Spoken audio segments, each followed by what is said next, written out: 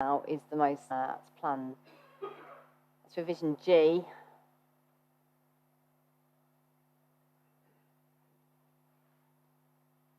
I don't think, certainly at no point has there been a discussion about. Yeah, as my colleagues just informed me, I think it's the way the CAD drawings are done. I think if we go to 100% zoom, they may well not be there anymore. It's to do with when they're compressed. Yeah, it's to do with when they're compressed on a PDF. Unfortunately, it looks like there's all sorts of lines and funny tiling, and there isn't. But you are quite correct that the plan that was put into the presentation was F. This is revision G. I couldn't tell you off the top of my head what the changes. I know there were no major changes at all towards the end of this process. There was a very slight tweak because a window had been put in the wrong elevation and moved internally, but it was internal to the site. I suspect that's what the update is that's happened. That I think, potentially the turning area was altered. So it is revision G, which is what's listed within the plans list. But thank you for pointing that out, because had the wrong one been in front of members today, we could have been on all sorts of a sticky wicket. Mr. Fairbairn has can come in as well on this one, I think. Chairman, all I was going to say is the revision box on the plan does say that that the rear yard was increased to 6800 millimetres. So that would appear to be the revision. So it's just purely the difference in the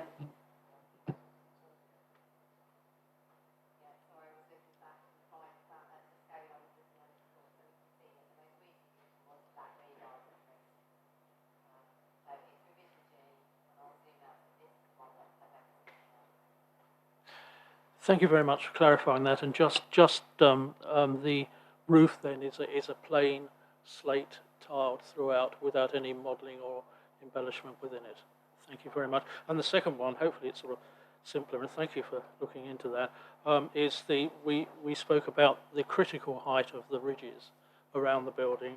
And I know from past experience it's always quite nice to have a data or to have a level above datum on the roofs and on the, so it needs to be in several places so that there's no doubt as to what the finish level must be, and everything works down from that. And I would encourage that to become a condition. Through you, Chair, if I may, I think there are, sorry, I need to go back into the presentation, but hopefully that.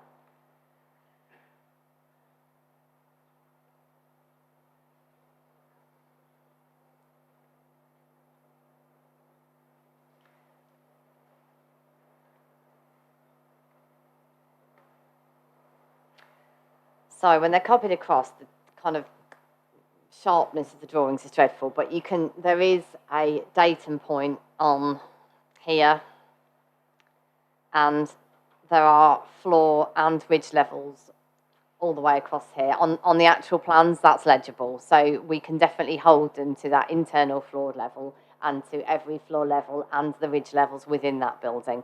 So that's not something I would normally look to condition, because it's a crucial part of what you're considering in relation to the buildings around it. So I'm satisfied, if you are, Councillor Ratcliffe, that that's all set out. As I say, I'm sorry that it's not very legible on there. No, thank you very much, and I certainly am. And so it is a critical thing. And thank you for answering the questions, and thank you, Chair. Thank you. Councillor Fasham. Thank you, Chairman. As we know, this is in a flood risk area, and there's obviously a reason for the for that, and the worry that may flood in the future. But I mean, it's highly unlikely that's going to happen. But in saying that, we're obviously proposing that one of the properties is below the level that would be normally acceptable. So are we putting into place any sort of system of safeguarding or escape for that particular room? Through you, Chair, yes, we are. So I'm just looking at what condition number it is. Condition 20, page 45 of your report. Prior to any development above slab level, a flood protection plan should be submitted to and approved in writing by us. It goes on to say what it would include, but usually the usual things would be signing up to the Environment Agency's flood warning measures system so that people get a warning of that, and flood protection measures for the property itself.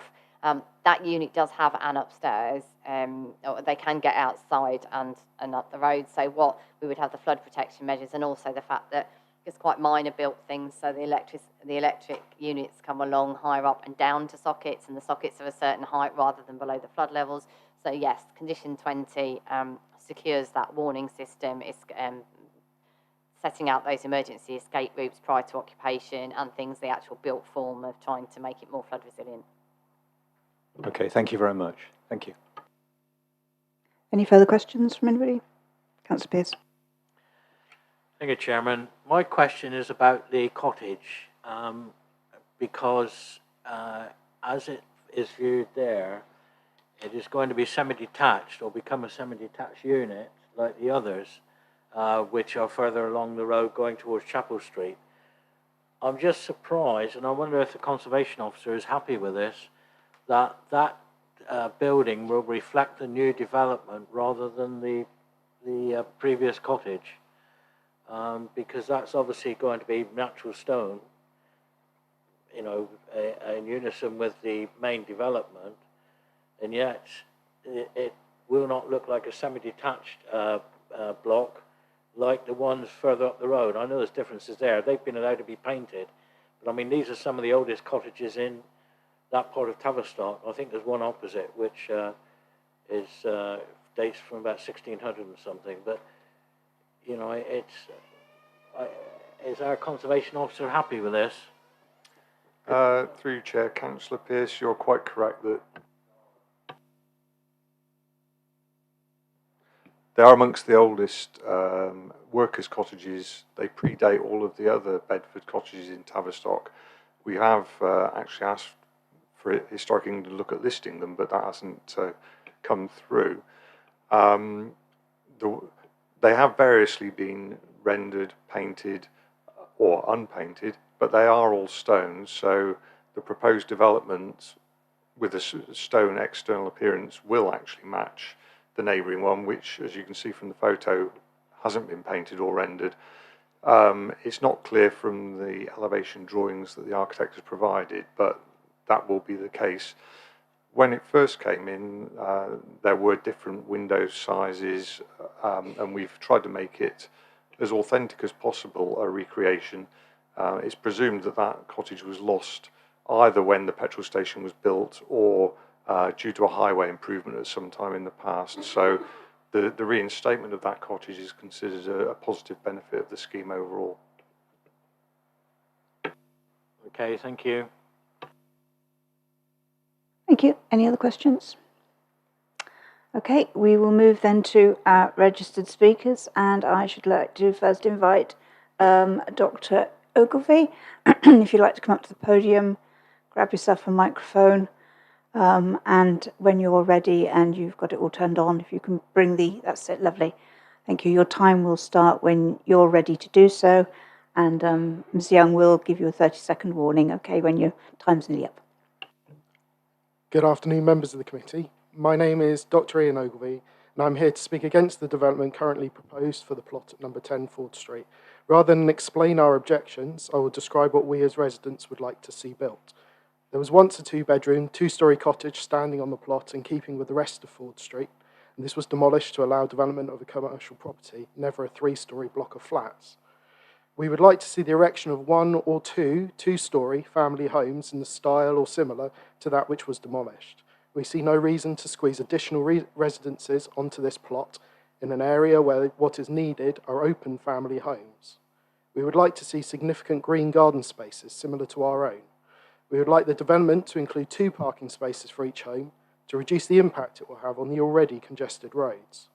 We would like the development to be no taller than number 9 Ford Street, the property next door.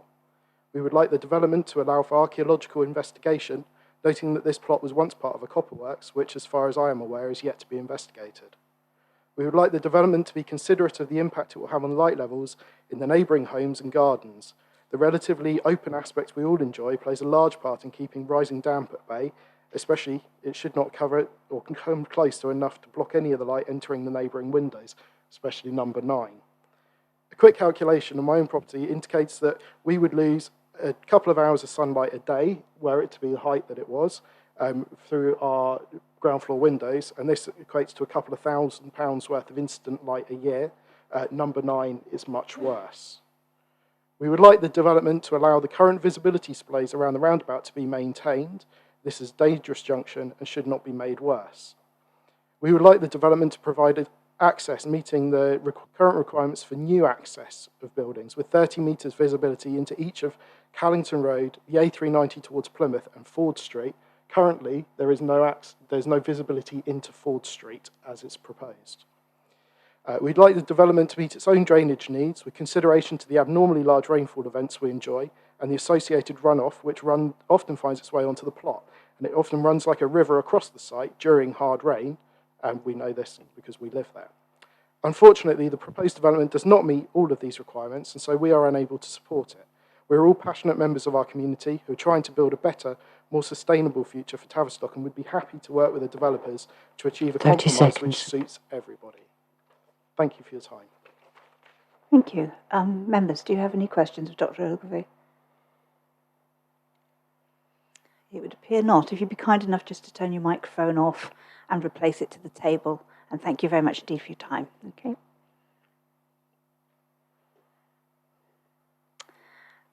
And next, I should like to invite, I think it's the agent, Ms. Price, if you'd like to come forward. Same thing, grab yourself a microphone. Once you're all up and running, ready to go, then we'll start your time, okay?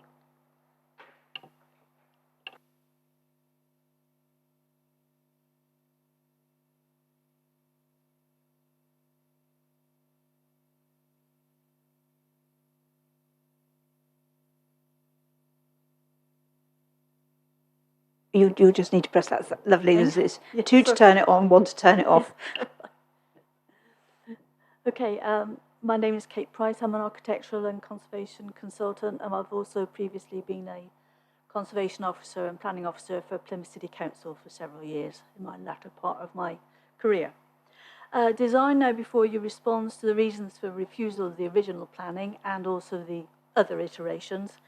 And I was brought in to help the applicant and the architect come to the scheme that is now before you.